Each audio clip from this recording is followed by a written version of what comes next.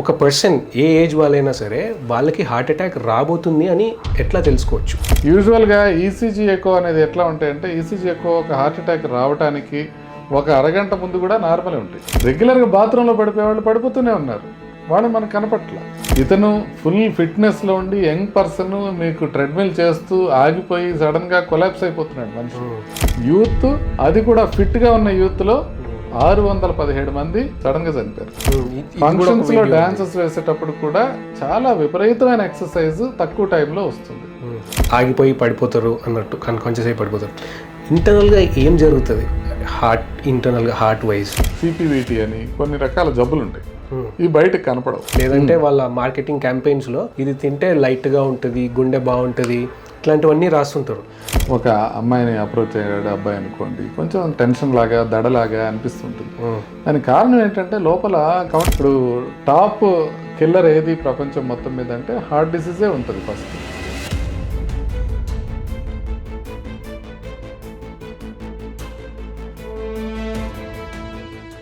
Hello everyone, welcome to the RRR show raw and real with Rohit. ఈ ఎపిసోడ్లో guest doctor Mukherjee, famous cardiologist. ఇతనితో మాట్లాడిన తర్వాత ఇన్ని రోజులు ఈ విషయాలు తెలుసుకోలేకపోయినాను, చాలా రిగ్రెట్తో ఉండిపోయినాను. ఎందుకంటే చిన్న వాళ్ళ నుంచి పెద్దవాళ్ళ వరకు ఈ కాలంలో చాలామంది హార్ట్ రిలేటెడ్ ప్రాబ్లమ్స్తో చనిపోతున్నారు. అట్లాంటి ప్రాబ్లమ్స్ నుండి మనల్ని మనం ఎట్లా సేవ్ చేసుకోవాలి, వీటన్నిటి గురించి మాట్లాడుకున్నాం. ఆల్సో ఎవరికైతే హార్ట్ ప్రాబ్లమ్స్ కానీ హెల్త్ ప్రాబ్లమ్స్ కానీ ఉన్నాయో వాళ్ళకి ఈ వీడియోని షేర్ చేయండి. షేర్ చేసి మొత్తం చూడమని మీరే చెప్పాలి వాళ్ళకి. మీరు ఈ ఫుల్ లెంత్ పాడ్కాస్ట్ చూస్తున్నంతసేపు మీకు ఏమనిపిస్తుందో కమెంట్ సెక్షన్లో చెప్పండి. ఆల్సో ఫుల్ లెంత్ ఎపిసోడ్ కోసం లేజీ మసిల్ యూట్యూబ్ ఛానల్ని సబ్స్క్రైబ్ చేయండి. దీని నుండి జనరేట్ అయిన షార్ట్ అండ్ ఇంట్రెస్టింగ్ వీడియోస్ కోసం ది RRR షో క్లిప్స్ అనే ఛానల్ని చూడటం అండ్ సబ్స్క్రైబ్ చేసుకోవడం మిస్ అవ్వద్దు. వీడియో చూస్తున్నంతసేపు మీకు ఏమనిపిస్తుందో కమెంట్ సెక్షన్లో చెప్పండి.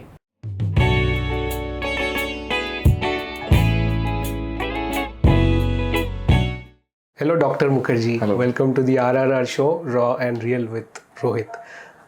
ఈ మధ్యకాలంలో మనం చూస్తుంటే హార్ట్ అటాక్స్ అనేవి ఏజ్కి లిమిటేషన్ లేదు అసలు. పెద్దవాళ్ళైనా సరే, చిన్నవాళ్ళైనా సరే, చిన్నవాళ్ళలో కూడా స్పెసిఫిక్గా యంగ్ అండ్ ఫిట్ ఉన్నా సరే వాళ్ళకి హార్ట్ అటాక్ వచ్చేస్తుంది. ఒక పర్సన్ ఏ ఏజ్ వాళ్ళైనా సరే వాళ్ళకి హార్ట్ అటాక్ రాబోతుంది అని ఎట్లా తెలుసుకోవచ్చు? అంటే హార్ట్ అటాక్ రాబోతుందని కొంతమందికి అయితే నిజంగా తెలియదు అసలు, కొంతమందికి. బట్ మెజారిటీ ఆఫ్ దమ్కి కొంత ఇండికేషన్ ఉంటుంది. ఏ విధంగా ఇండికేషన్ ఉంటుంది అంటే ఎస్పెషల్లీ చెస్ట్ మధ్య భాగంలో పెయిన్ రావడం, అది కూడా నడిచినప్పుడు ఎక్కువ అవడం. ఇప్పుడు మనం ఏంటంటే ఇప్పుడు నడుస్తున్నారు, మెట్లు ఎక్కుతున్నారు, అప్పుడు కొంచెం డిస్కంఫర్ట్ అనిపించడం, లేకపోతే నార్మల్గా కూర్చున్నప్పుడు తగ్గిపోవడం, ఇలాంటి లక్షణాలు ఉన్నప్పుడు కొంతమందికి గిడ్డినెస్ వస్తుంటుంది, కళ్ళు తిరుగుతూ ఉంటాయి. కొంతమందికి నడుస్తున్నప్పుడు గిడ్డినెస్ వస్తుంటుంది, అదొక ఇంపార్టెంట్ థింగ్. ఇట్లాంటి కొంతమందికి దడగా అనిపిస్తుంటుంది, గుండె దడగా అనిపించడం. ఇలాంటి లక్షణాలు ఉన్నప్పుడు వాటిని నెగ్లెక్ట్ చేయకుండా ఒకసారి టెస్ట్ చేసుకొని చూసుకున్నట్లయితే ఒకవేళ మేజర్ ప్రాబ్లం ఏమైనా ఉన్నట్లుంటే దాన్ని మనం ట్రీట్ చేయొచ్చు. వీటిల్లో ప్రధానంగా మనం గుర్తుపెట్టుకోవాల్సింది ఎగ్జర్షన్తో, అంటే నడుస్తున్నప్పుడు చెస్ట్లో కనుక డిస్కంఫర్ట్ వచ్చింది అని అంటే అది ఖచ్చితంగా మనం హార్ట్తోనే భావించాలి. ముందు ఒకసారి వెళ్ళి చెక్ చేసుకోవాలి. సో అలా మనకు తెలిసినప్పుడు మనం ముందే చేసుకుంటే దాన్ని ప్రివెంట్ చేసుకోగలుగుతాం. కొంతమందికి అయితే నిజంగానే తెలియదు, అసలు ఏమాత్రం సిమ్టమ్స్ లేకుండా ఫస్ట్ టైమే మేజర్గా రావచ్చు. అందుకోసం ఏం చేయాలంటే అసలు ఏమీ లేకపోయినా కూడా, మీకు ఏమీ సిమ్టమ్స్ లేకపోయినా కూడా ఒకసారి పోయి చెక్ చేయించేసుకుంటే సరిపోతుంది. ఒకసారి చెకప్ చేయించుకొని బాగుంది అని అనుకుంటే యూజువల్లీ బేసిక్ టెస్ట్లు ఉంటాయి, ఎకో కానీ ట్రెడ్మిల్ కానీ ఇట్లాంటి బేసిక్ టెస్ట్లు ఉంటాయి. ఆ టెస్టులు చేసుకున్న తర్వాత ఒక 1 year వరకు మనం దాని గురించి పెద్దగా ఆలోచించక్కర్లేదు. సో బేసిక్ టెస్ట్ అంటే మీరు అన్నట్టు ఎకో, ట్రెడ్మిల్ టెస్ట్, ఇవి 2 బేసిక్ టెస్ట్. యూజువల్గా ఈసీజీ ఎకో అనేది ఎట్లా ఉంటాయంటే ఈసీజీ ఎకో ఒక హార్ట్ అటాక్ రావడానికి ఒక అరగంట ముందు కూడా నార్మలే ఉంటాయి. లోపల మీకు 3 రక్తనాళాలు ఉంటాయి గుండెకి. 3 99% బ్లాక్స్ ఉన్నా కూడా ఈసీజీ 2D ఎకో నార్మలే ఉండొచ్చు. ట్రెడ్మిల్ చేసినప్పుడే తెలుస్తుంది. అందుకని మరి ట్రెడ్మిల్ డైరెక్ట్గా చేయొచ్చు కదా ఈసీజీ ఎకో చేయకుండా అంటే, ఈసీజీ ఎకోలో మార్పులు ఉన్నప్పుడు కొన్నిసార్లు ట్రెడ్మిల్ చేయకూడదు, ప్రమాదం అవ్వచ్చు, ఎందుకంటే నడిపిస్తున్నప్పుడు. అందుకని ముందు ఎకో చేసుకొని ఈసీజీ చేసుకొని బాగున్నప్పుడు ఒకసారి ట్రెడ్మిల్ చేసుకొని 3 బాగున్నాయంటే ఇంకేం ప్రాబ్లం లేదని ఊరుకోవచ్చు. సో బేసిక్గా ట్రెడ్మిల్ అనేది ఎప్పుడైతే మనం నడిచి స్ట్రెస్ తీసుకుంటున్నామో ఆ రెస్పాన్స్ని చూస్తున్నట్ట. అంటే ఇది ఒకటి, చాలామంది ఏంటంటే ఇప్పుడు నేను ట్రెడ్మిల్ టెస్ట్ చేయమన్నప్పుడు వాళ్ళు ఏమంటారంటే మేము రోజు నడుస్తున్నాం ట్రెడ్మిల్ పైన, నేను ఇంటి దగ్గర రోజు 6 పెట్టుకొని నడుస్తున్నాను, బాగా నడుస్తున్నాను. అంటే మీరు నడవగలరా లేదా అని చూడటం కోసం ట్రెడ్మిల్ కాదు, ఇన్ఫ్యాక్ట్ మీరు ట్రెడ్మిల్ టెస్ట్ చేసేటప్పుడు మీరు నడవగలరా లేదా అనేది చూడను. మరి ఏం చూస్తాము అని అంటే ట్రెడ్మిల్ టెస్ట్ చేసేటప్పుడు ఈసీజీ ఏ విధంగా వస్తుంది అనేది చూస్తాం. అంటే నార్మల్గా హార్ట్ రెస్పాన్స్ చూస్తాం. అంటే నార్మల్గా ఉన్నప్పుడు ఈసీజీ నార్మల్ ఉన్నప్పటికీ కూడా నడుస్తున్నప్పుడు ఈసీజీలో మార్పులు వస్తాయి లోపల ఏదైనా ప్రాబ్లం ఉంటే. సో అలా వచ్చినప్పుడు దాన్ని చూసి ముందే మనం రికగ్నైజ్ చేసుకోవడానికి ఉంటుంది. సో ఇప్పుడు మామూలుగా ఎట్లా అంటే నడుస్తున్నప్పుడు మీకు నొప్పి రాకముందే ఈసీజీలో ఇండికేషన్ కనపడుతుంది. అందుకని మీకు నడుస్తున్నప్పుడు నొప్పి లేకపోయినా ట్రెడ్మిల్ టెస్ట్లో కనుక అబ్నార్మల్ కనిపిస్తే మనం దానికి ఫర్దర్ ట్రీట్మెంట్ లేదా డయాగ్నోస్టిక్ టెస్ట్లు చేసుకొని దాన్ని చూసుకోవచ్చు. సో బేసిక్ టెస్ట్ ఒకటి ఈసీజీ అండ్ ట్రెడ్మిల్, ఇది ఎక్కువ ట్రెడ్మిల్. ఈసీజీ అని ఎందుకు అంటలేదంటే ట్రెడ్మిల్లో is nothing but a bunch of ECGs, కంటిన్యూస్గా ఈసీజీ రికార్డ్ అవుతుంటుంది ట్రెడ్మిల్ టెస్ట్లో. సో ఈ 3 టెస్టులు అనుకోండి, కొన్ని 2 టెస్టులు కాకపోతే ఈ 3 టెస్టులు చేసుకున్నప్పుడు బాగుంది అని అంటే మనం యూజువల్గా భయపడాల్సిన అవసరం. ఇంకా కొన్ని ఏంటంటే బీపీ ఒకసారి చెక్ చేసుకోవడం, షుగర్ ఒకసారి చెక్ చేసుకోవడం, కొలెస్ట్రాల్ ఒకసారి చెక్ చేసుకోవడం, ఇలాంటివి చెక్ చేసుకున్నప్పుడు ఫర్దర్గా ప్రివెన్షన్ ఎట్లా చేసుకోవాలి ప్రాబ్లం రాకుండా అనేది దాంట్లో తెలుసు. సో ఇవన్నీ కూడా ఏజ్కి లిమిటేషన్ ఏం కాదు, ఏ పెద్దవాళ్ళకి ఇవి చేయాలి, యంగ్ ఉన్న వాళ్ళకి చేయాల్సిన అవసరం లేదని ఏం లేదు. డౌట్ వస్తే అంటే యూజువల్గా 40 ఏళ్ళు దాటితే అందరూ ఖచ్చితంగా చేయించుకోవాలి. మరి యంగ్ వాళ్ళకి ఏంటంటే వాళ్ళకి ఏదైనా రిస్క్ ఫ్యాక్టర్స్ ఉన్నప్పుడు తొందరగా చేయించుకోవాలి. ఇప్పుడు నేను ఇందాక చెప్పినట్టు కొంచెం ఏమైనా చెస్ట్ డిస్కంఫర్ట్ వస్తుంది, లేకపోతే ఫ్యామిలీలో ఎవరికైనా హార్ట్ ప్రాబ్లం వచ్చింది, లేకపోతే బీపీ ఉంది, లేకపోతే స్మోక్ చేస్తారు, లేకపోతే వేప్ చేస్తారు, లేకపోతే ఏదైనా వేరే ఏమైనా తీసుకుంటున్నారు, అట్లా లేదా ఒబీస్గా ఉన్నారు, లావుగా ఉన్నారు, ఇట్లాంటి లక్షణాలు ఉన్నప్పుడు లేదా రిస్క్ ఫ్యాక్టర్స్ ఉన్నప్పుడు ఇలాంటివి ఉన్నప్పుడు మనం చెక్ చేసుకోవాలి తక్కువ వయసులో. సో ఈ హార్ట్ అటాక్ అనేది మనకు తెలియకుండా ట్రెడ్మిల్ చేస్తున్నప్పుడు కూడా కొన్నిసార్లు చాలామంది పడిపోయినారు కూడా. ఇవన్నీ చూసి వీడియోలో సోషల్ మీడియాలో ఇవన్నీ చూసి వ్యూవర్స్ అని కానీ ఎవరైనా ప్రజలకి ఏమనిపిస్తుంది అంటే జిమ్ చేస్తున్నా లేకపోతే ఎక్సర్సైజెస్ చేస్తున్నా వీటి వల్లే హార్ట్ అటాక్స్ వస్తాయి అంటే వాళ్ళని కూడా ఏం అనుకోలేము. ఎందుకంటే వీడియోస్ చూస్తుంటే వాళ్ళు ఏం చేస్తారంటే పరిగెత్తుతూ ఉంటారు, కూర్చోగానే పడిపోతారు, ఉన్నట్టుండి కొలాప్స్ అయిపోతారు. ఏదో ఎక్సర్సైజ్ చేస్తుంటారు, వెంటనే పడిపోతారు. వీటన్నిటి చూడడం వల్ల వాళ్ళలో ఏదో ఒక భయం స్టార్ట్ అవుతుంది. మీ ఒపీనియన్ ఏంటి దీనివల్ల? జిమ్ ద్వారా హార్ట్ అటాక్స్ వస్తాయా అనే దానిపైన? అంటే మనం ఒకటి ఇంపార్టెంట్ చూడాల్సింది ఏంటంటే రోజు ఎన్నో వేల మంది హార్ట్ అటాక్లతో చనిపోతుంటారు రోజు. కాకపోతే మీకు ఎక్కడ సీసీ కెమెరా ఉందో ఆ డెత్స్ మాత్రం మీకు బయట కనిపిస్తాయి. మీరు ఇంట్లో ఉన్నారు, ఇంట్లో ఉన్న వాళ్ళలో హార్ట్ అటాక్తో చనిపోయే వాళ్ళు కూడా ఇదే రకంగా చనిపోతారు. సో ఇన్ఫ్యాక్ట్ మీరు జిమ్లో ఉన్నప్పుడు చనిపోయే వాళ్ళకన్నా ఇంట్లో ఉన్న వాళ్ళు ఎక్కువ మంది చనిపోతారు. ఎందుకంటే వేలాది మంది చచ్చిపోతారు. జిమ్లో ఉన్న ఎంతమంది ఇప్పుడు మీరు వీడియోలు చూసుంటారు, ఒక 10 మంది వీడియోలు చూసుంటారు. ఇవి మానిటర్డ్, అంటే ఖచ్చితంగా సీసీ కెమెరా పెట్టి మానిటర్ చేసినప్పుడు రేర్గా ప్రాబ్లం వచ్చినా కూడా అది హైలైట్ అవుతుంది. రెగ్యులర్గా బాత్రూంలో పడిపోయే వాళ్ళు పడిపోతూనే ఉన్నారు, వాళ్ళు మనకు కనపట్ల.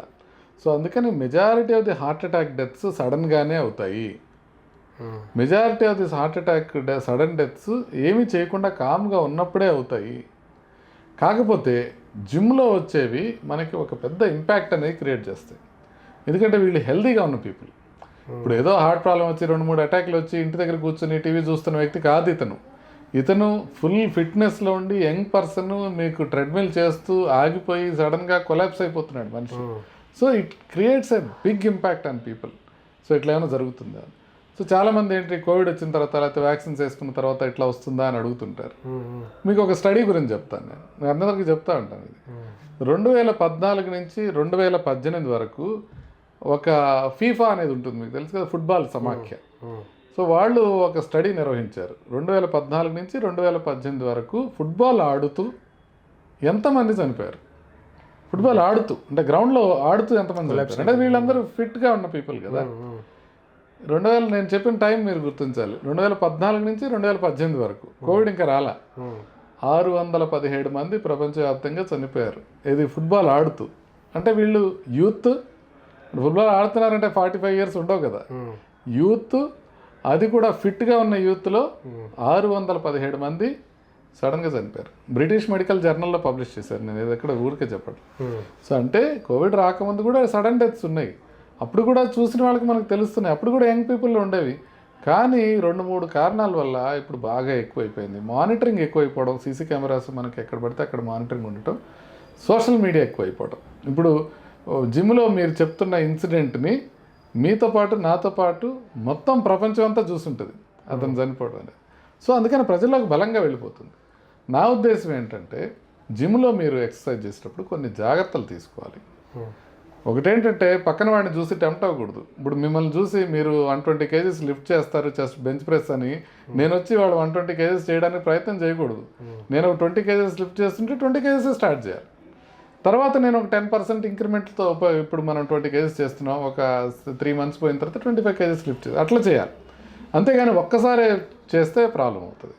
అదే కొరలరీ ఏంటంటే మనకి ఫంక్షన్స్లో డ్యాన్సెస్ వేయటం కూడా, ఫంక్షన్స్లో డ్యాన్సెస్ వేసేటప్పుడు కూడా చాలా విపరీతమైన ఎక్సర్సైజ్ తక్కువ టైంలో వస్తుంది. సో అంటే వాళ్ళకి తెలియదు ఎక్సర్సైజ్ విపరీతంగా చేస్తున్నారు, అప్పుడు దాకా ఎప్పుడు చేయరు, సడన్గా డ్యాన్స్ వేయటం బిగిన్ చేస్తారు. రెండోది ఆ టైంలో ఆల్కహాల్ తీసుకొని ఉంటారు. సో ఆల్కహాల్ తీసుకొని ఒక్కసారిగా ఎక్కువ ఎక్సర్సైజ్ చేయటం వల్ల సడన్గా పడిపోయే అవకాశం ఉంటుంది. అది కొంచెం జాగ్రత్తగా ఉండాలి. సో జిమ్లో మనం ఒక్కసారిగా ఎక్కువ ఎక్సర్సైజ్ చేయకూడదు. అదేవిధంగా బాగా వైరల్ డిసీజెస్ ఏదన్నా వచ్చింది తగ్గిన తర్వాత ఇమీడియట్గా ఎక్కువ చేయకూడదు.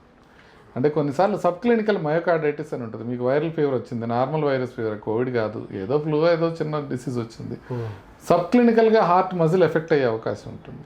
దాని తర్వాత మనం జిమ్ చేసేటప్పుడు అది తగ్గిన తర్వాత జాగ్రత్తగా ఉండాలి.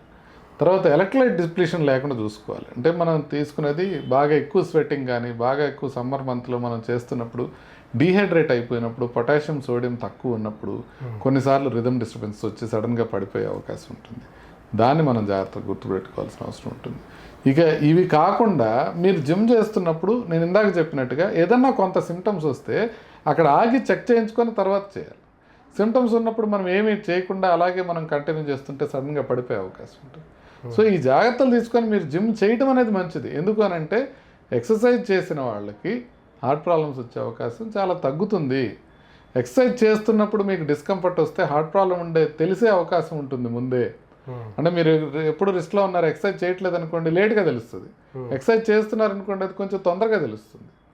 సో ముందే మనకి చెస్ట్ పెయిన్ కానీ, బ్రీతింగ్ డిఫికల్టీ కానీ వస్తాయి. కాబట్టి ఖచ్చితంగా అందరూ ఫిజికల్ ఎక్సర్సైజ్ చేయాలి. ఇది ఒక వన్ ఆఫ్ ది లో కాస్ట్ ప్రివెంటివ్ మెషర్ అనమాట. ఎక్సర్సైజ్ చేయటం వల్ల హార్ట్ ప్రాబ్లం వచ్చే అవకాశం చాలా చాలా చాలా తగ్గుతుంది.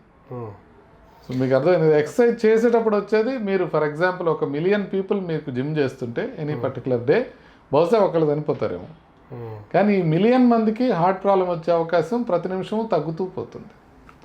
కాబట్టి ఖచ్చితంగా ఎక్సర్సైజ్ చేయాలి. జిమ్స్ గురించి భయపడకండి. నిజంగా మీకు సిమ్టమ్స్ అట్లాంటివి ఏమైనా ఉంటే ఒకసారి పోయి నేను చెప్పాను టెస్ట్లు, ఒక ఎక్కువ ఒక ట్రెడ్మిల్, ఆ 2 చేయించేసుకోండి. నార్మల్ ఉంటే హ్యాపీగా జిమ్ చేసుకోండి.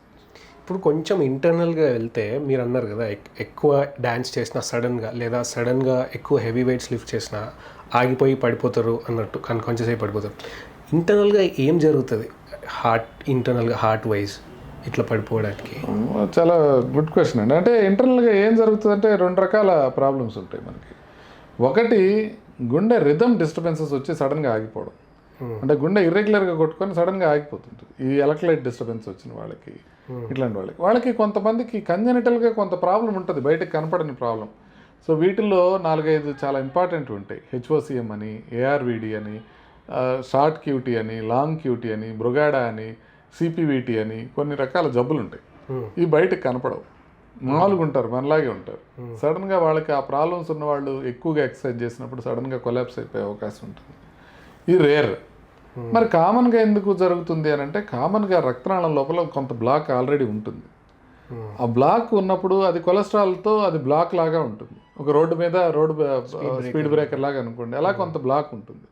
అది సర్క్యులర్గా ఊహించుకోండి, ఆ స్పీడ్ బ్రేకర్ని సర్క్యులర్గా ఊహించుకోండి, ఎందుకంటే రక్తనాళం సర్క్యులర్గా ఉంది. ఓకే. సో ఈ సైడ్ మొత్తం రౌండ్గా బ్లాక్ ఉంది. సో ఇప్పుడు మీకు బ్లడ్ ఫ్లో వెళ్ళడానికి ఆల్రెడీ కొంత ఆటంకం ఏర్పడి ఉంది, కానీ బ్లాక్ ఎంత ఉందో 60% 70% ఉందనుకోండి, ఇంకా బ్లడ్ ఫ్లో వెళ్తూ ఉంది నార్మల్గా. ఇప్పుడు సడన్గా ఒక్కసారిగా మనం ఎక్కువ వెయిట్ లిఫ్ట్ చేసినప్పుడు ఏమవుతుందంటే, ఆ స్పీడ్ బ్రేకర్ పైన, అంటే ఆ కొలెస్ట్రాల్ బ్లాక్ పైన కొన్ని పగుళ్ళు ఏర్పడతాయి. సో ఎప్పుడైతే ప్రవహిస్తున్న రక్తం కొన్ని పగుళ్ళని అక్కడ మనకి కనపడతాయో, అక్కడ రక్త కణాలన్నీ ఆగిపోయి, ఇప్పుడు ఏదైనా చిన్న యాక్సిడెంట్ అయితే అందరూ నిలబడి చూసినట్టుగా అక్కడ ఇమ్మీడియట్గా బ్లడ్ క్లాట్ అయిపోతుంది. ఒక జామ్ ఎట్లయితే మన రోడ్డు మీద క్రియేట్ అవుతుందో యాక్సిడెంట్ జరిగినప్పుడు, అట్లా రక్తనాళంలో ఒక చిన్న యాక్సిడెంట్, అంటే పగులు రావటం వలన కొలెస్ట్రాల్ బ్లాక్ పైన ఆ రక్త కణాలన్నీ అక్కడ ఆగిపోయి చూడటం వలన అక్కడ రక్తం కంప్లీట్గా ఆగిపోతుంది. ఎప్పుడైతే రక్త ప్రసారం కంప్లీట్గా ఆగిపోతుందో గుండెలో మసిల్ డ్యామేజ్ అవుతుంది. ఎప్పుడైతే గుండె మసిల్ డ్యామేజ్ అవుతుందో అది ఇర్రెగ్యులర్గా కొట్టుకొని ఆగిపోయే అవకాశం ఉంటుంది. సో ఇది దానికి జరిగే మెకానిజం. ఇది హార్ట్ అటాక్. హార్ట్ అటాక్ అంటే ఇది. ఇంకొక టర్మ్ వింటూ ఉంటాం దీనికి సిమిలర్గా, కార్డియాక్ అరెస్ట్. కార్డియాక్ అరెస్ట్ నేను ఇందాక చెప్పాను కదా, ఒక నార్మల్గా ఉంది. కార్డియాక్ అరెస్ట్ అంటే గుండె ఇర్రెగ్యులర్గా కొట్టుకొని లేకపోతే ఫాస్ట్ కొట్టుకొని ఆగిపోవడం. గుండె ఆగిపోవడానికి కార్డియాక్ అరెస్ట్ అంటాం. అంటే కార్డియాక్ అరెస్ట్ వచ్చిన వాళ్ళు మీతో మాట్లాడట్లా, కింద పడిపోయి ఉన్నారు. హార్ట్ అటాక్ వచ్చిన వాళ్ళు మీతో మాట్లాడుతున్నారు, పెయిన్ ఉంది, చెప్తున్నారు హాస్పిటల్కి తీసుకెళ్ళమని. కార్డియాక్ అరెస్ట్ వచ్చిన వాళ్ళు ఇంకేం చెప్పడానికి ఏం లేదు, వాళ్ళు పడిపోయి ఉన్నారు. సో ఇది రెండింటికి డిఫరెన్స్. కార్డియాక్ అరెస్ట్కి ప్రధానమైన కారణం మళ్ళీ హార్ట్ అటాక్. హార్ట్ అటాక్ వల్లనే కార్డియాక్ అరెస్ట్ వస్తుంది ఎక్కువ మందిలో. కొంతమందికి నేను ఇందాక చెప్పాను కదా కొన్ని డిసీజెస్, ఏబిసిడి XYZ అట్లా చెప్పుకుంటూ వచ్చాను చూసారా, ఆ డిసీజెస్ ఉన్న వాళ్ళకి హార్ట్ అటాక్ రాకపోయినా కూడా కార్డియాక్ అరెస్ట్ రావచ్చు. సో అవి కొన్ని రేర్ కండిషన్స్. కామన్గా హార్ట్ అటాక్ రావటం వల్లనే కార్డియాక్ అరెస్ట్ వస్తుంది. సో కార్డియాక్ అరెస్ట్ రావడం అంటే కంప్లీట్గా గుండె ఆగిపోవడం.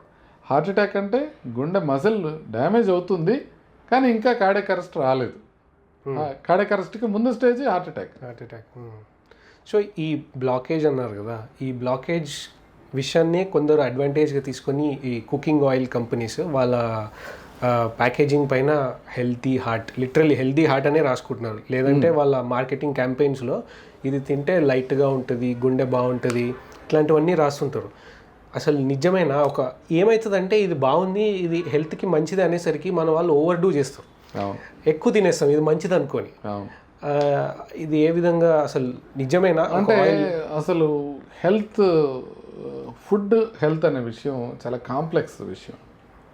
ఎందుకు కాంప్లెక్స్ విషయం అని చెప్తున్నానంటే, ఇప్పుడు మీరు ఒక మెడిసిన్ తీసుకున్నారు, ఆ మెడిసిన్ పనిచేస్తుందా లేదా అని చూడటానికి ఏ విధంగా చేస్తారంటే, ఒక 10,000 మందికి మెడిసిన్ ఇచ్చి ఒక 10,000 మందికి మెడిసిన్ ఇవ్వకుండా ఇద్దరిలో ఎవరు ఎక్కువ కాలం బతుకుతున్నారో చూసి, ఓకే ఈ మెడిసిన్ 10,000 మందికి ఇచ్చిన వాళ్ళు ఎక్కువ కాలం బతుకుతున్నారు కాబట్టి ఈ మెడిసిన్ పనిచేస్తుంది అనేది నిర్ధారిస్తారు. ఫర్ ఎగ్జాంపుల్ ఇప్పుడు ఒక చిన్న మీకు డిఫరెన్స్ చెప్తాను. ఈ మెడిసిన్ ఇచ్చిన వాళ్ళందరూ 25 ఏళ్ళ వాళ్ళు అనుకోండి, మెడిసిన్ ఇవ్వని 10,000 మంది 75 ఏళ్ళ వాళ్ళు అనుకోండి. సో అప్పుడు మెడిసిన్ ఇచ్చిన వాళ్ళు ఎక్కువ కాలం బతికినా కూడా మెడిసిన్ పనిచేసినట్టు కాదుగా. వీళ్ళు 25 ఏళ్ళ వాళ్ళు, వీళ్ళు 75 ఏళ్ళ వాళ్ళు. అందుకని ఏం చేస్తారంటే వీటిని దాన్ని ర్యాండమైజ్ చేస్తారు. అంటే సేమ్ ఏజ్ ఉండాలా, సేమ్ మిగతా కండిషన్స్ అన్ని, బీపీలు షుగర్లు వీళ్ళకి ఎంతమందికి ఉన్నాయో వీళ్ళకి అంతమందికే ఉండాలా, వీళ్ళు ఎంతలా ఉన్నాలో వాళ్ళంతలా ఉండాలా, మిగతా కండిషన్స్ అన్నీ సేమ్ ఉన్నప్పుడు మనం ఇచ్చిన మెడిసిన్ 10,000 మందిలో వీళ్ళు ఎక్కువ కాలం బతుకుతున్నారు అని అంటే అది బాగా పనిచేస్తున్నట్టు అని మనం లెక్క. ఇప్పుడు ఫుడ్ విషయానికి వద్దాం. ఫుడ్లో మీరు 10,000 మందిని తీసుకున్నారు, 10,000 మందిని తీసుకోలేదు. కీటో డైట్ తీసుకున్నారు, ఓ 10,000 మందికి కీటో డైట్ ఇస్తున్నారు, ఓ 10,000 మందికి కీటో డైట్ ఇవ్వట్లేదు. ఈ ర్యాండమైజేషన్ అనేది చాలా చాలా కష్టమైపోతుంది ఫుడ్ విషయంలో. అంటే వీళ్ళల్లో ఎంతమంది ఎక్సర్సైజ్ చేస్తున్నారు, వీళ్ళలో ఎంతమంది ఎక్సర్సైజ్ చేయట్లా, వీళ్ళలో ముందు హార్ట్ ప్రాబ్లం ఎంతమందికి ఉంది, వీళ్ళలో ముందు హార్ట్ ప్రాబ్లం ఎవరికి లేదు. సో వీళ్ళు ఇట్లా ఉన్నవాళ్ళు ప్రాపర్గా టెన్షన్ పడుతున్న వాళ్ళు ఎంతమంది, వీళ్ళలో టెన్షన్ పడని వాళ్ళు ఎంతమంది. సో మీకు అర్థమైంది ఎంత కాంప్లెక్స్. సో ఇట్లా చేయటం అనేది మళ్ళీ షార్ట్ టర్మ్ చేయకూడడానికి లేదు. షార్ట్ టర్మ్ చేస్తే ఏదో ఒక చేంజ్ రావచ్చు. వీళ్ళని 10 ఏళ్ళు ఫాలో చేయాలి. ఈ 10,000 మందిని 10 ఏళ్ళు ఫాలో చేయాలి. ఫాలో చేసినప్పుడు ఏ రకంగా వస్తుంది అనేది చెప్పాలి. సో ఇంత మనం కష్టపడి చేసినా కూడా మెథడలాజికల్గా కొన్ని డిస్టర్బెన్సెస్ ఉన్నా కూడా వీటిని యాక్సెప్ట్ చేయలేరు. అందుకనే ఫుడ్ సైన్స్ విషయంలో మీరు ఫుడ్కి వచ్చేటప్పటికి కన్ఫౌండింగ్ వేరియబుల్స్ అంటారు వీటిని. అంటే దీన్ని మనకు ఉన్నదాన్ని కన్ఫౌండ్, ఇప్పుడు నేను ఏజ్ డిఫరెన్స్ కానీ, ముందు హార్ట్ డిసీజ్ ఉన్న డిఫరెన్స్ కానీ, స్మోకర్స్ కానీ, ఇట్లా ఉన్న కన్ఫౌండింగ్ వేరియబుల్స్ డిఫరెంట్గా ఉంటాయి. కాబట్టి మనం ఖచ్చితంగా ఈ ఫుడ్ మంచిది, ఈ ఫుడ్ మంచిది కాదు అని చెప్పడానికి కష్టం అవుతుంది. అది నెంబర్ 1, స్టడీసే కష్టం. నెంబర్ 2, కమ్యూనికేషన్ ఇంకా కష్టం. ఈ కమ్యూనికేషన్ గురించి మీకు ఒకటి చెప్తాను. అమెరికన్ హార్ట్ అసోసియేషన్ వాళ్ళు 1960s, 1970s వాళ్ళు ఒక అబ్జర్వేషన్ చేశారు. ఫ్రామింగ్హామ్ హార్ట్ స్టడీ అని. వాళ్ళు ఏం చేశారంటే ఒక ఊరు మొత్తాన్ని తీసుకున్నారు, ఫ్రామింగ్హామ్ అనే డిస్ట్రిక్ట్. దాంట్లో ఇట్లా చేసేవాళ్ళని చేయని వాళ్ళని అట్లా తీసుకుంటూ వచ్చారు. ఎవరైతే ఆయిల్ ఫుడ్ ఎక్కువ తింటున్నారో వాళ్ళు ఎక్కువ చనిపోవడం గమనించారు. ఎవరైతే తక్కువ ఆయిల్ తింటున్నారో, కొలెస్ట్రాల్ తక్కువ ఉందో వాళ్ళు ఎక్కువ కాలం బతకటం గమనించారు. ఓకే, కాబట్టి ఇది కొలెస్ట్రాల్ అనేది మనకి ప్రాబ్లం క్రియేట్ అవుతుంది, కాబట్టి ఫ్యాటీ ఫుడ్స్ ఎక్కువ తింటున్నారు, తిన్నవాళ్ళు ఆపేసేయండి అని చెప్పారు. అది 1960లో. అప్పట్లో ఏంటంటే మనకి ఫుడ్ ఇంత అవైలబుల్ ఉండేది కాదు. స్లోగా ఏమైపోయిందంటే ఆయిలీ ఫుడ్ తినద్దు అని చెప్పినప్పుడు ప్రజల్లోకి ఏ విధంగా వెళ్ళిందంటే ఆయిల్ ఫుడ్ కానిదంతా తినచ్చు, కొంచెం ఎక్కువ కూడా తినచ్చు. ఫర్ ఎగ్జాంపుల్ కోకోకోలా ఉంది, పెప్సీ ఉంది, దీంట్లో ఆయిల్ ఉందా? లేదుగా. బట్ అది మంచిదా? కాదుగా. బట్ వీళ్ళు తినడం మొదలుపెట్టారు. మీకు ఎప్పుడైతే మీకు బర్గర్స్, పిజ్జాస్ ఇవి తింటున్నారో వీటిల్లో ఆయిల్ లేదు, కానీ కార్బోహైడ్రేట్స్ అధికంగా ఉన్నాయి. సో కమ్యూనికేషన్ ఏం చేశారు? ఆయిలీ ఫుడ్ ఎక్కువ తినద్దు, మిగతావన్నీ సేమ్ ఉన్నప్పుడు. కానీ ఏం మారింది? ఆయిలీ ఫుడ్ తగ్గించి కార్బోహైడ్రేట్స్ ఎక్కువ పెంచేశారు ప్రజలు. దాంతో ఏమైపోయింది? హార్ట్ డిసీజెస్ తగ్గాల్సినంతగా తగ్గల. సో ఇప్పుడు ఏం చేశారు? ఇప్పుడు మళ్ళీ ది అదర్ ఎక్స్ట్రీమ్కి పోతున్నారు. ఇప్పుడేంటి? మీరు ఎగ్గెల్లో తినచ్చు, మీరు మటన్ తినచ్చు, మీరు నెయ్యి తినచ్చు, మీరు కొలెస్ట్రాల్ అనేది ఫుడ్తో సంబంధం లేదు, మీరు కొలెస్ట్రాల్ ఎంత కావాలంటే అంత తినచ్చు అని చెప్పడం అనేది ఎక్కువ అయిపోయింది. ఎప్పుడైతే యూట్యూబర్స్, ఇన్ఫ్లుయెన్సర్స్ ఈ రకంగా చెప్తూ పోతున్నారో ప్రజల్లోకి ఏం వెళ్తుందంటే మీరు ఇప్పుడు మామూలుగా తినే ఫుడ్తో పాటుగా మీరు ఎక్స్ట్రా ఇవన్నీ తినచ్చు అనేది ఉంది. కానీ అది కాదు కరెక్ట్. మీరు తినే కార్బోహైడ్రేట్ తగ్గించుకోగలిగితే మీరు ఇవి తిన్నా పర్వాలేదు అని. మీరు తింటున్న అన్నం ఇంత తిని, మీరు చపాతీ ఇన్ని తిని, దాంతోపాటుగా ఇవి కూడా ఆయిలీ ఫుడ్స్ కూడా ఎక్కువ తింటే హార్ట్ ప్రాబ్లం వచ్చే అవకాశం చాలా ఎక్కువ ఉంటుంది. ఆ మెసేజ్ మనం తీసుకెళ్ళడం కష్టం అవుతుంది. ఇప్పుడు మీరు ఆయిల్ ఫుడ్స్ తిన్నవాళ్ళు ఉన్నారు. ఇప్పుడు ఆయిల్స్లో కొన్ని రకాల ఆయిల్స్ ఉంటాయి. Saturated fats, unsaturated fats. ఈ అన్సాచురేటెడ్ ఫ్యాట్స్లో మళ్ళీ mono unsaturated fats, poly unsaturated fats, మళ్ళీ వీటిల్లో ఒమేగా 3 ఫ్యాట్స్, ఒమేగా 6 ఫ్యాట్స్ ఇట్లాంటివి ఉంటాయి. ఇది ఎంత జాగ్రత్తగా విపులంగా చెప్పినా ప్రజల దాకా వెళ్ళడం కొంచెం కష్టం అవుతుంది. సో వీళ్ళు ఏం చేస్తారు? ఈ నూనె కంపెనీల వాళ్ళు వీటిపైన ప్లే చేస్తారు. కొంతమంది మాది poly unsaturated fatty acids, PUFA content ఎక్కువ ఉంది అని చెప్తారు. వాళ్ళు ఒమేగా 3, ఒమేగా 6 చెప్పరు. సో ఇట్లా వాళ్ళు సెలెక్టివ్గా మార్కెట్ చేయటం వల్ల మీరు చెప్పినట్టు ఏమవుతుందంటే ఓవరాల్గా ఆయిల్ ఎక్కువ తినడం, వెన్ కార్బోహైడ్రేట్ ఎక్కువ తింటున్నప్పుడు మంచిది కాదు అనేది చెప్పి, ఆ తర్వాత ఆయిల్స్లో కొన్ని రకాలు ఉన్నాయి, ఫలానా ఆయిల్ కన్నా మా ఆయిల్ కొంచెం బెటరు అనేది చెప్తే వాళ్ళు ఆనెస్ట్గా మార్కెట్ చేసినట్టు అవుతుంది. కానీ అట్లా ఉండదు. వాళ్ళని చెప్తారు మా ఆయిల్ మంచిది అని చెప్తే అర్థం ఏంటంటే ఈ ఆయిల్ ఇంకొక 2 స్పూన్లు ఎక్కువ వేసుకొని తినమన్నట్టు ఉంది. వాళ్ళకి ఖచ్చితంగా గుండె జబ్బులు ఎక్కువ అవుతాయి.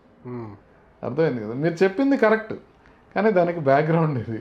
సో బేసిక్గా వెంటనే నమ్మకూడదు, ఏదైనా లేబుల్ పైన ఉంటుంది నమ్మకూడదు. అంటే వర్స్ట్ పాసిబుల్ డైట్, మనం ఈ సందర్భంగా మనం ఒకటి చెప్పుకోవాల్సింది ఏంటంటే ప్రపంచం మొత్తం మీద అన్నిటికన్నా వర్స్ట్ పాసిబుల్ డైట్ ఏంటి అనేది అందరికీ తెలుసు. ఏంటంటే high fat, high carbohydrate food. ఇప్పుడు మనకేమైపోయింది? పాతకాలంలో అమెరికన్ హార్ట్ అసోసియేషన్ వాళ్ళు చెప్పినప్పుడు ఫ్యాట్స్ మంచిది కాదని చెప్పినప్పుడు కొంత మేరకు ఫ్యాట్స్ తగ్గించుకున్నారు. ఇప్పుడు ఏం చెప్పాలి? ఫ్యాట్స్తో పాటు కార్బోహైడ్రేట్స్ కూడా తగ్గించుకోవాలి అని చెప్పడం పోయి ఇప్పుడు ఏం చెప్తున్నారంటే ఫ్యాట్స్ అనేవి ఓకే, కార్బోహైడ్రేట్స్ అనేవి మంచిది కాదు అని చెప్తున్నారు. చూసారా మీరు ఏమవుతుందో? మళ్ళీ ఆటోమేటిక్గా ఫ్యాట్స్ ఎక్కువైపోయినాయి. దాంతోపాటుగా కార్బోహైడ్రేట్స్ తగ్గించకుండా ఫ్యాట్స్ పెంచేవాళ్ళు ఎక్కువైపోయారు. దాంతో వర్స్ట్ పాసిబుల్ డైట్స్ తీసుకోవడం మొదలుపెట్టారు ఇండియాలో. ఎందుకంటే ఇది కారణం కొంత రెస్పాన్సిబిలిటీ డాక్టర్స్కి, ఇన్ఫ్లుయెన్సర్స్కి, న్యూట్రిషనిస్టులకు కూడా మనం ఆపాదించాల్సిన అవసరం ఉంది. దీన్ని ప్రాపర్గా ప్రజల్లోకి తీసుకెళ్ళడంలో కొంత విఫలమవుతున్నామేమో అనిపిస్తోంది. సో ఈ డైట్స్ విషయం గురించి మాట్లాడితే నాకు ఇంకోటి గుర్తొచ్చింది ఏంటంటే 3-4 మంత్స్కి ఒక కొత్త డైట్ వస్తుంది, ఎవరో ఒకరు ఫాలో అవ్వడం. వాటర్ డైట్ అంటారు, లేదంటే మార్నింగ్ లేచి కోకోనట్ ఆయిల్ తాగాలంటారు, ఫ్యాటీ డైట్ అని, లేదా ఇంకొకటి some of the other form eggs ఒకటే తినాలంటారు, ఏదో ఒకటి కొత్తది పుట్టుకొస్తూ ఉంటుంది. ఇట్లాంటివన్నీ చేస్తున్నప్పుడు హార్ట్కి ఎట్లా అవుతుంటుంది? కొత్తవి అంటే ఇది క్లియర్ అండి. ఇప్పుడు మనం అర్థం చేసుకోవాల్సింది ఏంటంటే డైట్స్ ఎందుకు ఇట్లా వస్తున్నాయి అని అంటే మెయిన్ కారణం వెయిట్ లాస్ కష్టం. వెయిట్ లాస్ అవ్వడం అంత ఈజీ కాదు, అందుకని ఇన్ని డైట్స్ పుట్టుకొని వస్తున్నాయి. రోజుకు ఒక డైట్ పుట్టుకురావడానికి కారణం బరువు తగ్గడం ప్రజలు కష్టంగా భావిస్తున్నారు. మరి బరువు తగ్గాలంటే ఏం చేయాలి? బరువు తగ్గాలంటే క్యాలరీస్ తగ్గించుకోవాలి, ఇంక వేరే మార్గం ఏం లేదు. క్యాలరీస్ తక్కువ తీసుకొని క్యాలరీస్ ఎక్కువ స్పెండ్ చేస్తే బరువు తగ్గుతాం, యాజ్ సింపుల్ యాజ్ దట్. మరి అయితే క్యాలరీస్ తగ్గించకుండా మనం తక్కువ తింటున్నా కూడా నేను వెయిట్ తగ్గట్లేదు కదా. చాలామంది క్వశ్చన్ ఇదే, తక్కువ తింటున్నా కూడా మనం వెయిట్ తగ్గట్లేదు కదా. అందుకని ఏం చేయాలి, మీరు నిజంగా తగ్గిస్తారనుకోండి, ఫర్ ఎగ్జాంపుల్ బ్యారియాట్రిక్ సర్జరీ చేసేసారు, మీరు స్టమక్ సైజ్ తగ్గించి కుట్టేశారు, మీరు ఇంకేం చేయాల, మీరు ఆయిల్ ఎక్కువ తింటలా, కార్బోహైడ్రేట్ ఎక్కువ తింటలా, అన్నీ ఓకే, మీరు ఇంతకుముందు ఎట్లా తింటున్నారు అట్లా తింటున్నారు, బట్ తక్కువ తినగలుగుతున్నారు, బ్యారియాట్రిక్ సర్జరీ చేసి స్టమక్ కట్ చేసి కుట్టేశారు కాబట్టి ఖచ్చితంగా నెక్స్ట్ 6 నెలల్లో 30 నుంచి 40 కేజీలు తగ్గుతారు. 30 నుంచి 40 కేజీలు 6 నెలల్లో బ్యారియాట్రిక్ సర్జరీ అయిపోయిన తర్వాత. దాన్ని బట్టి మీకు అర్థమవుతుంది ఏంటి, ఇది ఫ్యాట్ తిన్నాడా, కార్బోహైడ్రేట్ తిన్నాడా, ఇదే అదే కాదు, ఓవరాల్గా క్యాలరీస్ తగ్గితే ఖచ్చితంగా వెయిట్ తగ్గుతున్నారని బ్యారియాట్రిక్ సర్జరీ సక్సెస్ వల్ల మీకు ప్రూవ్ అవుతుంది. కాకపోతే ఎందుకు మనం తగ్గట్లేదు అని అంటే, క్యాలరీస్ ఆ లెవెల్లో తగ్గటం మనకు సాధ్యం కాదు. ఎందుకు సాధ్యం కాదు అని అంటే, సాటిటీ అనేది మనకి ఈజీగా రాదు, నీరసం అనేది తొందరగా వస్తుంది. సో ఇప్పుడు మీరు కార్బోహైడ్రేట్స్ లేకపోతే క్యాలరీస్ తగ్గించగానే మనిషి నీరసంగా ఫీల్ అవుతాడు. నీరసంగా ఫీల్ అయినప్పుడు కొంచెం తినేస్తే మళ్ళీ వెయిట్ పెరుగుతారు. సో అందుకని మీరు వెయిట్ తగ్గట్లేదు. బ్యారియాట్రిక్ సర్జరీలో ఏమవుతుందంటే, గ్రెలిన్ అనే హార్మోన్ రిలీజ్ అవ్వకుండా వాళ్ళు కట్ చేసి తీసేస్తారు. గ్రెలిన్ అనే హార్మోన్తో ఆకలి ఎక్కువ అవుతుంది. ఎప్పుడైతే హార్మోన్ తగ్గుతుందో వాళ్ళకి అంత సాటిటీ తొందరగా వస్తుంది, వీక్నెస్ తొందరగా రాదు, అందుకని వాళ్ళు బెటర్గా ఉంటారు, ఫుల్ అవ్వడం. సో బేసికలీ మనం మామూలుగా క్యాలరీ రెస్ట్రిక్ట్ చేసినప్పుడు మనం వెయిట్ పెరిగే కొద్దీ ఆకలి పెరుగుతూ ఉంటుంది, వెయిట్ తగ్గే కొద్దీ ఆకలి తగ్గుతూ ఉంటుంది. సో వెయిట్ మనకు తగ్గి ఆకలి తగ్గి స్టెబిలైజ్ అయ్యే వరకు మనం ఓపిక పట్టగలగాలి. అది పట్టలేరు, చాలామంది వీక్నెస్ ఉంటుంది. సో అందుకని ఏం చేస్తారంటే ఒక్కొక్క ప్యాటర్న్లో చెప్తారు. కొంతమంది ఏం చెప్తారంటే రోజుకు 2 సార్లు మాత్రమే తినండి, మిగతా తినకండి, ఆటోమేటిక్గా క్యాలరీస్ తగ్గినాయి. కొన్నిసార్లు ఏం చెప్తారంటే కీటోస్ మాత్రమే తినండి, కార్బోహైడ్రేట్స్ తినకండి, మనకి అన్నం చపాతీ లేనిదే మిగతా ఏం తినలేం. మీకు చికెన్ కూర ఒక్కటే పెట్టారనుకోండి, ఎంత తింటారు? అన్నం లేకపోతే ఓన్లీ చికెన్ కూర మీరు ఎంత తినగలుగుతారు? అందుకని క్యాలరీస్ తగ్గిపోతాయి. సో ఇంకా కొంతమంది ఇంటర్మీడియట్ ఫాస్టింగ్, మీరు 16 గంటలు తినకుండా 8 గంటలు మాత్రమే తినండి, ఎంత తినగలరు? ఆటోమేటిక్గా తగ్గిపోతుంది. మీరు రైస్ తినకుండా కొర్రలు తినండి, కొర్రలు ఎంత తినగలరు? మీరు తినలేరు. కినోవా తినండి, తినలేరు. బ్రౌన్ రైస్ తినండి, క్వాంటిటీ తగ్గుతుంది. సో క్వాంటిటీ తగ్గడానికి ఏదో ఒక రకంగా దాన్ని ఆ రకంగా చేసి ఈ రకంగా చేసి పేలియో డైటు లేకపోతే లితో డైటు లేకపోతే ఆ డైటు ఈ డైటు అని చెప్పేది ఎందుకంటే, బేసికల్లీ మీరు వెయిట్ తగ్గడానికి కష్టంగా ఉంది, ఆ వెయిట్ తగ్గడం కోసం మీరు డిఫరెంట్గా మీరు ప్లాన్ చేసుకుంటూ వస్తున్నారు. అయితే ఈ డైట్స్లో హార్ట్ ప్రాబ్లమ్స్ వచ్చే అవకాశం ఎంత ఉందా లేదా అనే విషయం మనకి షార్ట్ టర్మ్లో తెలియదు. ఇప్పుడు మీరు కీటో డైటే తీసుకున్నారు, ప్రపంచవ్యాప్తంగా చాలామంది కీటో డైట్ని ప్రమోట్ చేస్తున్నారు, చాలా ఎడ్యుకేటెడ్ పీపుల్ కూడా ప్రమోట్ చేస్తున్నారు. ఎందుకని? కీటో డైట్ వల్ల మీకు క్లియర్గా తెలిసేది ఏంటంటే మీరు వెయిట్ తగ్గుతారు, డౌట్ లేదు. మీకు ఇప్పుడు బాగా ఫాస్ట్గా వెయిట్ తగ్గాలంటే 2 మార్గాలు ఉన్నాయి, కీటో డైట్ ఒకటి, ఇంటర్మీడియట్ ఫాస్టింగ్ ఒకటి. ఈ రెండింటితో మీరు వెయిట్ ఖచ్చితంగా తగ్గుతారు. కాకపోతే లాంగ్ టర్మ్లో హార్ట్ ప్రాబ్లం వచ్చే అవకాశం ఎక్కువ అవుతుంది, అందులో కూడా ఏం డౌట్ లేదు, చాలా స్టడీస్ వచ్చినాయి. లాంగ్ టర్మ్లో హార్ట్ ప్రాబ్లం వచ్చే అవకాశం పెరుగుతుంది. సో మీరు షార్ట్ టర్మ్లో మీరు వెయిట్ తగ్గటానికి మీరు కష్టపడుతున్నారు, మీరు మామూలుగా తగ్గలేకపోతున్నారు కాబట్టి మీరు కీటో డైట్ చేసినా కూడా లాంగ్ టర్మ్లో హార్ట్ ప్రాబ్లం పెరగకుండా ఉండటానికి మీరు మిగతావి కూడా చేయాలి ఈ డైట్ తీసుకోవడంతో పాటు. అంటే ఎక్సర్సైజ్ జాగ్రత్తగా చేసుకోవటం, మజిల్ లాస్ లేకుండా మజిల్ మెయింటైన్ చేసుకోవటం, మానసిక ఒత్తిడి తగ్గించుకోవటం, బీపీ షుగర్ కొలెస్ట్రాల్ ఉంటే వాటిని కంట్రోల్ పెట్టుకోవటం, వ్యసనాలు ఏమైనా ఉంటే స్మోకింగ్ కానీ ఆల్కహాల్ కానీ అలాంటివన్నీ తగ్గించుకోవటం, ఇలాంటి పనులు మనం చేసినప్పుడు మనం వెయిట్ తగ్గుతాం, ప్లస్ దాంతోపాటుగా హార్ట్ ప్రాబ్లం రాకుండా ఉండే అవకాశం ఉంటుంది. సో ఈ ఫ్యాట్ డైట్స్లో పడకుండా మీరు అనేది ఏంటి అంటే కార్బోహైడ్రేట్స్ ఉండాలి, హార్ట్ ప్రాబ్లమ్స్ ఏం రాకుండా ఉండాలంటే ప్రోటీన్ ఫైబర్ ఎక్కువ తీసుకోండి, కార్బోహైడ్రేట్స్ ఫ్యాట్స్ తగ్గించండి, క్యాలరీస్ ఓవరాల్గా తగ్గించుకోండి, ఎక్సర్సైజ్ బాగా చేయండి. ఇది బేసిక్ థింగ్. మీరు దాంట్లో ఎంత డెప్త్కి వెళ్ళినా కూడా చివరికి చెప్పేది ఇదే. సో ఆ మధ్య కాలంలో ఒక మూవీ వచ్చింది, ద గేమ్ చేంజర్స్ అని. వరల్డ్లో ఉన్న influential people like James Cameron కానీ, ఆర్నాల్డ్ కానీ, లేకపోతే స్పోర్ట్స్ పర్సన్ నోవాక్ జోకోవిచ్ కానీ, వీళ్ళందరూ ప్రొడ్యూస్ చేసినారు ఆ మూవీని. బేసిక్గా మూవీ సమ్మరీ ఏంటంటే, మీరు ఎక్కువ యానిమల్ ప్రోడక్ట్స్ కానీ యానిమల్ బేస్డ్ డైట్స్ కానీ ఫాలో అయితే హార్ట్ రిలేటెడ్ ప్రాబ్లమ్స్ ఎక్కువ వస్తాయి, ప్లాంట్ బేస్డ్ అంటే మాంసం లేని ఆహారం తీసుకుంటే హార్ట్ రిలేటెడ్ ప్రాబ్లమ్స్ అంత రావు అని వాళ్ళు క్లినికల్గా బ్లడ్ టెస్ట్ చేసి చాలా టెస్ట్లు చేసి వాళ్ళు అలా కంక్లూజన్కి వస్తారు. ఇది ఎంతవరకు నిజం అంటే, నాన్ వెజ్ చాలా ఇష్టంతో తింటుంటారు కదా చాలామంది, సండే అంటే నాన్ వెజ్ ఉండాలి, వాళ్ళందరికీ ఎట్లా మరి? మీరు అంటే గేమ్ చేంజర్స్ అనేది డాక్యుమెంటరీ నెట్ఫ్లిక్స్లో ఇప్పుడు కూడా అవైలబుల్ ఉంది. ఆ డాక్యుమెంటరీలో వాళ్ళు చెప్పేది ఏంటంటే, వీగన్ డైట్ తింటే ఎక్కువ కాలం బతుకుతారని డౌటే లేదు. మీరు ఇంకొకటి ఇంకా బాగా వచ్చేది చెప్తాను. మీరు హిమాలయాల్లోకి వెళ్ళిపోయి మీరు తపస్సు చేసుకుంటా ప్రశాంతంగా అక్కడ దొరికే ఫుడ్ మాత్రమే తిని ఎవరితో సంబంధాలు లేకుండా ఉంటే ఇంకా ఎక్కువ కాలం బతుకుతారు. మీరు ప్రిఫర్ చేస్తానంటే అక్కడికే వెళ్ళిపోవచ్చు కదా. అంటే మీ ఇష్టాలు కూడా ఇట్ మ్యాటర్స్. ఒకసారి లాంజివిటీ మీకు మోస్ట్ ఇంపార్టెంట్ అన్నప్పుడు, నేను ఎక్కువ కాలం బతకటం ఒక్కటే నాది ప్రధానమైన లక్ష్యం అనుకున్నప్పుడు వీగన్ డైట్ ఖచ్చితంగా బెటరే. ఇంకొకటి కూడా కారణం ఉంటుంది. మీరు వీగన్ డైట్ను మీరు తీసుకుంటున్నప్పుడు మీరు క్వాంటిటీ చాలా తక్కువ తీసుకోగలుగుతారు. మీరు ఎక్కువ తీసుకోలేరు. మీకు క్యాలరీస్ కూడా చాలా ఈజీగా రావు హోల్ ఫుడ్స్ తీసుకున్నప్పుడు. అంటే ఫర్ ఎగ్జాంపుల్ వీగన్ డైట్ అంటే మీరు మిల్క్ కూడా తీసుకోవడానికి లేదు, వెజిటేరియన్ కాదు అది వీగన్ డైట్. మీరు మిల్క్ తీసుకోకూడదు, నెయ్యి తీసుకోకూడదు, పాలు తీసుకోకూడదు, వెన్న తీసుకోకూడదు, ఇవి ఏమి ఉండవు దాంట్లో. వీగన్ డైట్ అంటే కేవలం ప్లాంట్ బేస్డ్ ప్రోడక్ట్సే. మీరు అవి ఎప్పుడైతే తీసుకుంటున్నారో, లేటెస్ట్ సలాడ్ తింటున్నారు మీరు, లేకపోతే ఆకుకూరలతో కూర చేసుకోన్నారు, మీరు దాన్ని తింటున్నప్పుడు మీరు ఎంత ఆహారం తిన్నా కూడా మీకు సాటిటీ తొందరగా వస్తుంది కానీ క్యాలరీస్ ఎక్కువ రావు. యానిమల్ ప్రోడక్ట్స్ ఎట్లా వస్తాయంటే క్యాలరీస్ ఎక్కువ వస్తాయి తక్కువ తీసుకున్నా కూడా. సో అందుకని మీరు ప్లాంట్ ప్రోడక్ట్స్ మీరు అబండెంట్గా తిన్నా కూడా మీకు క్యాలరీస్ తక్కువ వస్తాయి. సో మీ మెయిన్ ఎయిమ్ మీరు లాంజివిటీ అయినప్పుడు vegan diet much better. Keto diet కన్నా కూడా vegan diet much better. Studies ఉన్నాయి లాంజివిటీ పెరుగుతుందని. కాకపోతే మీకు ఇష్టం ఏంటి అనేది చూసుకోవాల్సి ఉంటుంది. అంటే మీరు ఏ విధంగా బతకదలుచుకున్నారు. మీరు ఎందుకు హిమాలయాల్లోకి వెళ్ళిపోవడం అన్నానంటే ఐసోలేషన్, సోషల్ ఐసోలేషన్ పెట్టుకున్నారు. మీరు అసలు ఎవరితో ఇంటరాక్ట్ కావట్లేదు, మానసిక ఒత్తిడి అనేది లేనే లేదు. ఇప్పుడు ఒక వీడియో తీయాలా పెట్టాలా అనే కార్యక్రమే లేదు, తాపత్రయం లేదు, పక్కన ఎవరు మిమ్మల్ని విసిగించట్లేదు, చక్కగా ఉన్నారు. అన్ని రకాలుగా బాగున్నప్పుడు మీరు ఎక్కువ కాలం బతుకుతారు. ఆ లైఫ్ బతికితే అంత బతికిపోతే అంత. మీరు ఖచ్చితంగా మీరు ఒక లైన్ డ్రా చేసుకోవాలి. దీనికి అదర్ ఎండ్ ఏంటంటే ఇట్లా చేస్తే ఇట్లా మనం చెప్పామనుకోండి, ఆటోమేటిక్గా ఇప్పుడు స్మోకర్స్ ఆల్కహాలిక్స్ బయలుదేరుతారు. మీరు చెప్పింది కరెక్ట్ అండి, నేను సిగరెట్ తాగినోడు బతికితే అంత బతకపోతే అంత అని మళ్ళీ ఆ ఎక్స్ట్రీమ్కి వెళ్ళకూడదు. అంటే మీరు వీగన్ డైట్ తిన్నప్పుడు ఖచ్చితంగా మీకు లైఫ్ స్పాన్ పెరుగుతుంది. మీ ఉద్దేశం లైఫ్ స్పాన్ పెరగడమే అయితే ఖచ్చితంగా తీసుకోవచ్చు. బట్ అట్లని మీరు లైఫ్ని ఎంతవరకు ఆస్వాదిస్తున్నారు అనేది కూడా ముఖ్యం. అట్లని వ్యసనాలు అలవర్చుకోమని కాదు, ఖచ్చితంగా బ్యాడ్ థింగ్స్. ఐ థింక్ మీరు స్మోక్ కానీ ఆల్కహాల్ కానీ మీరు తీసుకునే వాళ్ళు they are less happy than the non smokers and non alcoholics. ఎందుకంటే ఆ హైస్ లోస్ చాలా ఎక్కువ ఉంటాయి. స్మోక్ చేసినప్పుడు ఉన్న ఆనందం ఉంటుంది, హార్ట్ అటాక్ వచ్చినప్పుడు ప్రాబ్లమ్స్ ఉంటాయి కదా. సో ఓవరాల్ హ్యాపీనెస్ చూసుకుంటే they are much worse off అనేది నా ఉద్దేశం. So vegan diet definitely it's a good thing provided if you want to increase your life span. కాకపోతే మీరు దాంట్లో ఎంతవరకు మనం తీసుకోవచ్చు అంటే కంప్లీట్గా వీగన్ తినాల్సిన అవసరం లేదు.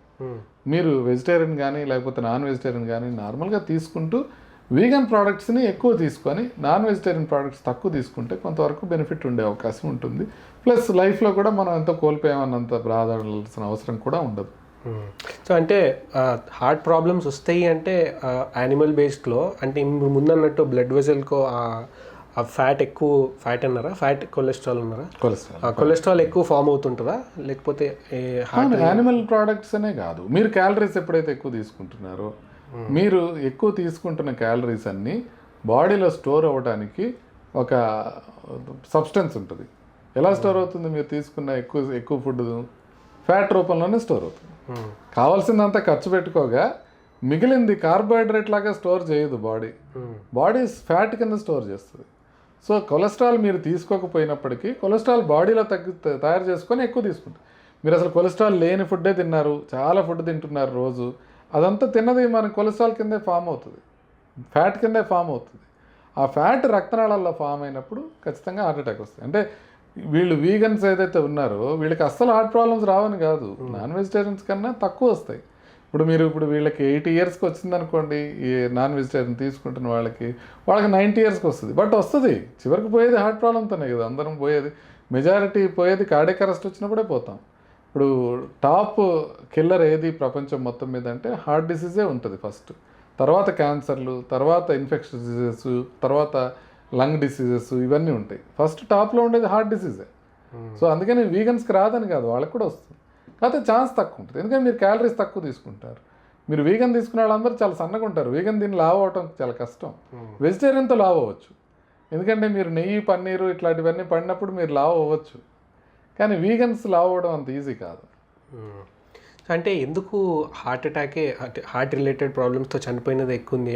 అప్పటికప్పుడు వెంటనే సేవ్ చేయాలన్నా లేకపోతే కాంప్లికేషన్స్ ఎక్కువ వస్తాయన్నా ఎక్కువ మంది చనిపోయేది హార్ట్ రిలేటెడ్ ప్రాబ్లమ్స్? ఎందుకు హార్ట్ రిలేటెడ్ ప్రాబ్లమ్స్ ఎక్కువ ఉన్నాయి అని అంటే మన లైఫ్ స్టైల్లో మాడిఫికేషన్స్ వలన అంటే ఎక్కువ కాదు, వచ్చినాక కూడా కాపాడలేం కదా, అదేనా మెయిన్ రీజన్ ఎక్కువ డెత్స్ లేదు. కాపాడచ్చు, హార్ట్ డిసీజ్ ఇమినెంట్లీ మనం కాపాడచ్చు. రాత్రికి రాత్రే ఒక పేషెంట్ హార్ట్ అటాక్ వచ్చిన పేషెంట్ ఇమీడియట్గా వస్తే నిన్నే ఆయనకి ఒక స్టెంట్ వేసాము, ఆయన ఇప్పుడు శుభ్రంగా ఉన్నాడు, రేపు డిశ్చార్జ్ చేస్తాం. సో హార్ట్ అటాక్ వచ్చిన పేషెంట్ని మనం కాపాడచ్చు, అదేం లేదు, కాపాడలేకపోవడం అని కాదు. ఎందుకంటే హార్ట్ ప్రాబ్లమ్స్ అంత ఎక్కువ ఉన్నాయి. ఎక్కువ ఉన్నప్పుడు మీరు 10% చనిపోయినా, హార్ట్ ప్రాబ్లమ్స్ ఉన్న వాళ్ళలో 10% చనిపోయినా, heart problems huge number of పేషెంట్స్కి ఉన్నాయి కాబట్టి చాలా ఎక్కువ మంది చనిపోతున్నారు హార్ట్ ప్రాబ్లమ్స్తో. అందుకని హార్ట్ ప్రాబ్లమ్స్ ఎక్కువగా ఉన్నాయి. పోను తగ్గే అవకాశం ఉంది, బట్ ఇప్పుడు మాత్రం చాలా ఎక్కువగా ఉంది. సో మీరు ఇప్పుడే అన్నారు కదా స్టెంట్ అని, ఏ హార్ట్ రిలేటెడ్ ప్రాబ్లమ్స్ గురించి మాట్లాడినా అందరికీ వినిపించేది ఈ బైపాస్ సర్జరీ అనేది ఒకటి, స్టెంట్ వేయడం అనేది ఒకటి. ఇంటర్నల్గా ఒక కామన్ పర్సన్కి మీరు ఎట్లా ఎక్స్ప్లెయిన్ చేస్తారు, టేబుల్ మీద ఏం చేస్తున్నారు బైపాస్ సర్జరీకి అండ్ స్టెంట్ వేయడాన్ని ఎట్లా ఎక్స్ప్లెయిన్? అంటే ఏం లేదండి, ఇప్పుడు మనం ఏం చేస్తాం, ఒక రక్తనాళం ఉంది, రక్తనాళం మూసుకొని ఉంది, ఎక్కువ ఫ్యాట్ ఫామ్ అయిపోయి కొలెస్ట్రాల్ ఫామ్ అయిపోయి మూసుకుపోయింది. ఆ మూసుకుపోయిన దాన్ని మనం రక్తనాళాన్ని ఓపెన్ చేయడానికి మనం ట్రై చేయటాన్ని మనం స్టెంట్ వేయడం అంటారు. అంటే ఇప్పుడు దాని లోపల నుంచి ఒక సన్నటి వెంట్రుక వాసి మందం ఉండే ఒక వైర్ని పంపిస్తాం. పంపించిన తర్వాత దానికి బెలూన్ అనేది ఒకటి ఉంటుంది. ఆ బెలూన్ అనేది ఎట్లా ఉంటుందంటే ఇట్లా పొడవుగుండే బెలూన్ అనమాట. ఆ బెలూన్ ఎట్లా ఉంటుందంటే మనం దాన్ని పెద్దగా చేసినప్పుడు పెద్దగా అవుతుంది, మళ్ళీ తగ్గించినప్పుడు తగ్గించి తీసేయచ్చు బయటికి. సో అట్లా మనం అది పెద్దగా చేసి ఆ బ్లాక్ని అదిమేసి రక్తనాళం గోడలకి మళ్ళీ బెలూన్ని డిఫ్లేట్ చేసేసి తీసేసిన తర్వాత మళ్ళీ అది క్లోజ్ కాకుండా ఉండడానికి అక్కడ మన బాల్ పాయింట్ పెన్లో స్ప్రింగ్ లాంటిది ఒక మెష్ ఉంటుంది, వైర్ మెష్. అది ఒకటి సిలిండ్రికల్ మెష్ ఉంటుంది. ఆ మెష్ని కూడా బెలూన్ పైన పెట్టి అక్కడ పంపించి అక్కడ అది ఎక్స్పాండ్ చేసి మళ్ళీ దాన్ని వదిలేస్తాం అన్నమాట. మళ్ళీ బెలూన్ని చిన్నగా చేసి తీసేస్తాం. సో దాన్ని స్టెంట్ అంటాం. సో ఇప్పుడు మీరు బ్లాక్ ఉన్న దాని లోపల నుంచి మీరు ఒక వైర్ పాస్ చేసి దాన్ని బెలూన్ చేసి, ఆ బెలూన్ చేసిన తర్వాత బెలూన్ తీసేసి వేరే బెలూన్ పైన స్టెంట్ పెట్టించి ఆ స్టెంట్ లోపలికి వెళ్ళిన తర్వాత ఆ స్టెంట్ పెద్దగా చేసి ఆ బెలూన్ని తీసేసి మీరు రక్త ప్రసారం నార్మలైటెడ్ చేస్తున్నారు. ఇది స్టెంట్ ప్రక్రియ. అదే బైపాస్ ప్రక్రియ అనుకోండి, మీరు ఇదేం చేయట్లా, మీకు ఇక్కడ లోపల బ్లాక్ అయింది, రోడ్డు జామ్ అయిపోయింది హైటెక్ సిటీ దగ్గర, ఒక వేరే బైపాస్ రోడ్డు వేసి రింగ్ రోడ్ లాగా కలుపుతున్నాం. సో ఏం చేస్తామంటే వేరే రక్తనాళాన్ని తీసుకొని బ్లాక్ దిగువన ఉన్న రక్తనాళానికి మీరు అటాచ్ చేస్తారు. అందుకని రక్త ప్రసారం అటు నుంచి ఇటు వెళ్ళిపోయి గుండె కండరానికి వెళ్ళిపోతుంది. సో మీరు బ్లాక్ క్లియర్ చేయట్లే, బ్లాక్ అక్కడే వదిలేసారు, జామ్ అయింది, వీళ్ళు ఇక్కడే ఉండేయండి అని వేరే బైపాస్ రోడ్డు తర్వాత కలిపాం. సో అది బైపాస్ సర్జరీ అంటే. దాన్ని ఓపెన్ హార్ట్ చేయాల్సి వస్తుంది. అంటే ఓపెన్ హార్ట్ అంటే హార్ట్ని ఓపెన్ చేయక్కర్లేదు, హార్ట్ పైన రక్తనాళాలు ఉంటాయి కాబట్టి ఛాతీని ఓపెన్ చేసిన తర్వాత ఆ రక్తనాళాన్ని తీసుకొచ్చి వేరే రక్తనాళానికి అంటే దిగువన ఉన్న రక్తనాళానికి కలపటాన్ని బైపాస్ సర్జరీ అంటారు. సో స్టెంట్ అంటే ఈ విధంగా చేస్తాం. సో ఈ రెండు పనికి వస్తాయి. ఇవి రెండు కాకుండా మెడిసిన్స్ కూడా కొంతమేరకు పనిచేస్తాయి. చాలామంది బ్లడ్ థిన్నర్స్ అవి ఇవి కంపల్సరీ. ఒకసారి హార్ట్లో బ్లాక్స్ ఉన్న తర్వాత మీరు మెడిసిన్స్ వాడినా, స్టెంట్ వేసుకున్నా, బైపాస్ చేసుకున్నా, ఏం చేసినా కూడా బ్లడ్ థిన్నర్స్ అనేది కొలెస్ట్రాల్ తగ్గించుకునే మెడిసిన్స్ అనేది వాడటం కంపల్సరీ. అది కంపల్సరీ వాడు. ఇప్పుడు ఇంకో కొలెస్ట్రాల్ అంటే ఇంకోటి గుర్తొచ్చింది ఏంటంటే ప్యాకెట్స్ పైన చాలామంది కొలెస్ట్రాల్ ఫ్రీ అని రాస్తారు. అంటే అది కొలెస్ట్రాల్ ఫ్రీ అంటే అది మంచిదన్నట్ట? అది అంటే మీరు గమనించాల్సింది ఏంటంటే మన రక్తంలో ఉండే కొలెస్ట్రాల్కి మనం తీసుకునే ఆహారంలో ఉండే కొలెస్ట్రాల్కి కరెక్ట్ సంబంధం ఉండదు. ఎందుకంటే నేను ఇందాక చెప్పాను కదా, కొలెస్ట్రాల్ మెజారిటీ మీ బాడీలోనే ప్రొడ్యూస్ అవుతుంది. 84% బాడీలో ప్రొడ్యూస్ అవుతుంటే 16% మాత్రమే మనం తినే ఆహారం ద్వారా వస్తుంది. సో అది మనం తినే ఆహారం కొలెస్ట్రాల్ డైరెక్ట్గా తీసుకున్నా కూడా కొలెస్ట్రాల్ మన పొట్టలో అది ముక్కలు అయిపోయి కొలెస్ట్రాల్ అంతా డివైడ్ అయిపోయి అది ఫ్యాటీ యాసిడ్స్ రూపంలో బాడీలోకి వెళ్ళి మళ్ళీ బాడీలో కొలెస్ట్రాల్ సింథసైజ్ కావాలి. అందుకని కొలెస్ట్రాల్ కంటైనింగ్ ఫుడ్ లేకపోయినా కూడా ఫ్యాట్ కంటైనింగ్ ఫుడ్ అయితే లోపలికి వెళ్ళేది కొలెస్ట్రాల్గానే మారుతుంది. ఫ్యాట్ కంటైనింగ్ ఫుడ్ కాకపోయినా ఎక్సెస్ కార్బోహైడ్రేట్ ఉన్న ఫుడ్ అయినా కూడా కార్బోహైడ్రేట్స్ మనకి బ్రేక్ డౌన్ అయిపోయి లోపలికి వెళ్ళిపోయి షుగర్స్ అక్కడి నుంచి ఫ్యాట్స్గా కన్వర్ట్ అయిపోయి మళ్ళీ ఫ్యాట్స్గానే స్టోర్ అవుతాయి. సో అందుకని నో కొలెస్ట్రాల్ అని చెప్పినంత మాత్రాన అది గొప్ప ఫుడ్ ఏం కాదు. నేను అదే చెప్తుంది. ఇప్పుడు కోక్ కానీ పెప్సీ కానీ 0 కొలెస్ట్రాల్ అని రాసుకుంటే ఉపయోగం ఏముంది? కొలెస్ట్రాల్ లేదు, దాంట్లో షుగర్ ఉంది ఎక్కువ. అది నేను అంటుంది. అందుకని బ్యాడ్ ఫుడ్ స్టిల్ అవ్వచ్చు. ఇంకొక కామన్ క్వశ్చన్ ఇది, రిలేషన్షిప్స్లో ఉండేవాళ్ళు కానీ లేదన్నా ఎవరైనా అబ్బాయి అమ్మాయిని అప్రోచ్ అవ్వడం కానీ అమ్మాయి అబ్బాయిని అప్రోచ్ అవ్వడం కానీ జరుగుతున్నప్పుడు వాళ్ళలో తెలియని హార్ట్ బీట్ రేజ్ అవ్వడము, లేదా స్వెట్ రావడము, మాట్లాడలేకపోవడం, ఇవన్నీ జరుగుతుంటాయి వాళ్ళతో ఏదన్నా రిలేషన్ మెయింటైన్ చేద్దాం అనుకునేటప్పుడు. ఇంటర్నల్గా ఏం జరుగుతుంది? అంటే ఇప్పుడు మీకు ఒక అమ్మాయిని అప్రోచ్ అయ్యాడు అబ్బాయి అనుకోండి, కొంచెం టెన్షన్ లాగా దడలాగా అనిపిస్తుంటుంది. దానికి కారణం ఏంటంటే లోపల కౌంటర్ రెగ్యులేటరీ హార్మోన్స్ అనేవి రిలీజ్ అవుతాయి. అడ్రినలిన్, నారెడ్రినలిన్, డోపమిన్ అనేవి కొన్ని హార్మోన్స్ ఉంటాయి. ఇవి రిలీజ్ అవుతాయి. ఇవి రిలీజ్ అవ్వగానే బాడీలో ఇవి న్యూరో ట్రాన్స్మిటర్స్గా కూడా కొంతవరకు పనిచేస్తాయి. ఇవి రిలీజ్ అయినప్పుడు ఈ హార్మోన్స్, న్యూరో ట్రాన్స్మిటర్స్ బాడీలో సింపథెటిక్ నర్వస్ సిస్టమ్ అనే దాన్ని యాక్టివేట్ చేస్తాయి.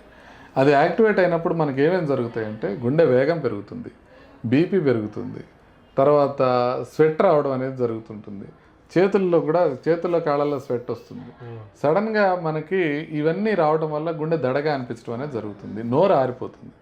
గమనించారంటే నోరు ఆరిపోతుంది.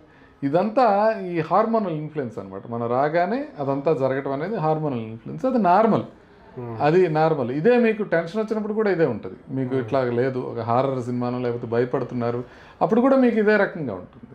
సో బాడీలో ఇది జరగటం మాత్రమే కాకుండా కొన్నిసార్లు ఏమవుతుందంటే హార్ట్ బీట్ అప్పుడప్పుడు అబ్నార్మల్ అవుతుంటుంది. స్ట్రెస్లో ఉన్నప్పుడు సడన్గా కొంచెం మారి కొట్టుకుంటుంటుంది. వాటిని ఎక్టోపిక్ బీట్స్ అంటారు. అవి కూడా ఈ హార్మోన్స్ వలన ఎక్టోపిక్ బీట్స్ వచ్చే అవకాశం ఉంటుంది.